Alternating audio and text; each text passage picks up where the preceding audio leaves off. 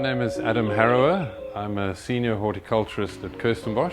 I've been working here for more than 2 decades now. My job here is to look after primarily the succulent plant collection. Went to school here in Cape Town and then studied at the University of Cape Town. And then from there went overseas to the Royal Botanical Gardens Kew, which is in London. Had a wonderful time there, really enjoyed it, but really missed the fynbos. I missed the sunshine. Of course, the natural progression from there is to come to one of the best botanical gardens in the world, which is Kirstenbosch National Botanical Gardens. So when Kirstenbosch was first established in 1913 by a gentleman by the name of Henry Harold Welsh Pearson back in 1913, and when he arrived here, he immediately looked at what was then a derelict farm and he said, "This is the place." And it really has been the most perfect setting for a botanical garden. Kirstenbosch was the first botanical garden in the world to focus exclusively on growing its own native flora.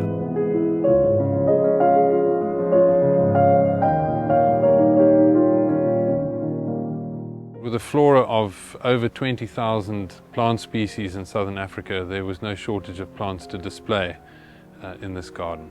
And this avenue that we are standing in here actually predates the garden by quite some time. This is called Camphor Avenue, and it was established by Cecil Rhodes in the late 1900s.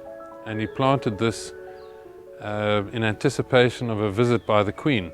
So many of you might be familiar with the boomslang tree canopy walkway. And that's situated in the arboretum at Kirstenbosch, and I was very involved in that project and developing the arboretum, which at that stage was a fairly poorly known part of Kirstenbosch and quite an overgrown part of Kirstenbosch. So for about 8 or 9 years I had a lot of fun carving it up and putting in new pathways, beautifying it, labelling it. So now with the boomslang has drawn a lot of people into that part of the garden which would never normally have visited. And for the last 6 or 7 years I've been working with the succulent collection. When you're surrounded with literally thousands of different plant species, every day has a new surprise. And that for me is extremely rewarding, coming into a greenhouse and being greeted with flowers of orchids that some people have never ever seen before, or species that are completely new to science. Many of the plants we handle are threatened. So some of them are critically endangered and some of them are even extinct in the wild. So it makes our job extremely serious in some respects because the survival of these species depends on us. It is important that we also preserve the history of the garden. The garden is, this year, it's 110 years old. So it's a huge responsibility for those of us who work here, but it's a great privilege. It is sometimes a very challenging place to work. Kirstenbosch receives sometimes over 2,000 millimeters of rain per annum, which can make it very challenging to grow certain plants, especially for me who's trying to grow succulents, which typically come from the desert. So we do face challenges like that, and heavy rainfall and high humidity often bring problems like fungal pathogens. It's challenging also because we're trying to grow plants from the whole of southern Africa. We restrict ourselves to what we know will survive here. And then we work very hard to make those plants thrive. And one of the ways we do that is by using amazing products. And one of them is Kelpak. I can't always explain to people how it works. We just know it does work. And the effect that it has on our plants is amazing. And where it's particularly useful is when we are struggling to grow a plant, whether it be a seed or seedling or a cutting, or even a mature plant that's just battling and no amount of fertilizer or TLC makes it grow. Kelpak is often the clinching thing that makes it thrive. One of the plants that is particularly challenging to grow is a plant that comes from the desert.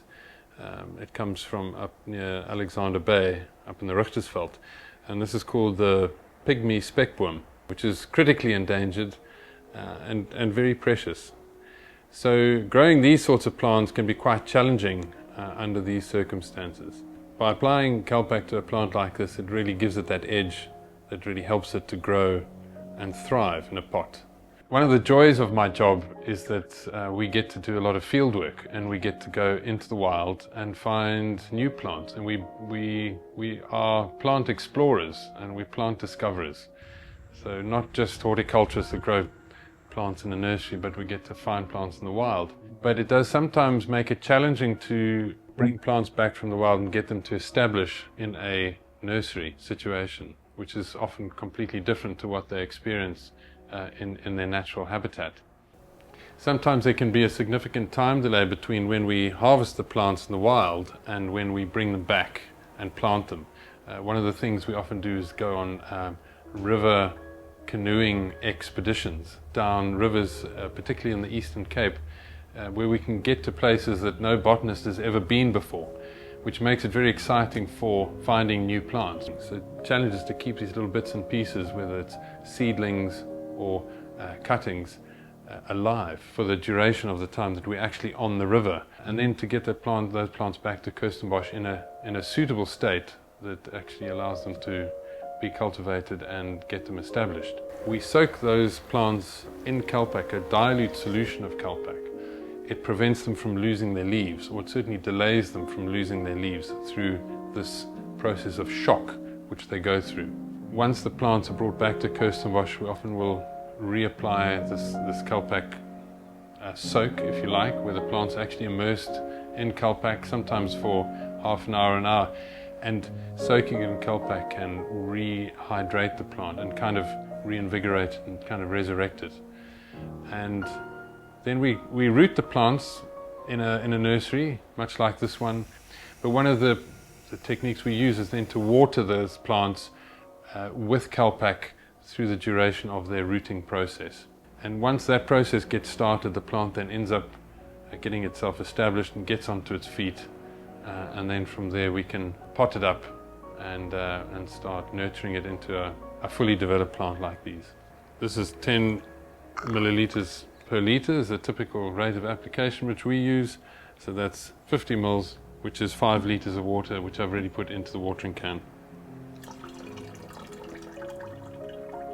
These plants that I've got here are ground orchids, which are quite difficult to grow, some of them, and really special. A lot of people are familiar with the Diza.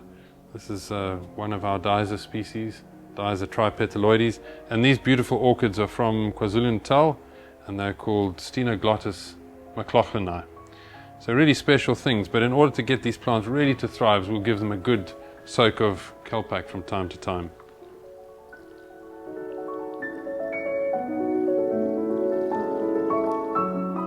So that stimulates shoot growth, it stimulates root growth, and it stimulates flower production.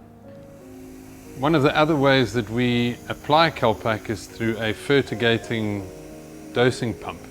So we suck the concentrated Kelpak into the hose line, which then gets diluted with water from the tap and gets delivered through the hose pipe and through the watering nozzle.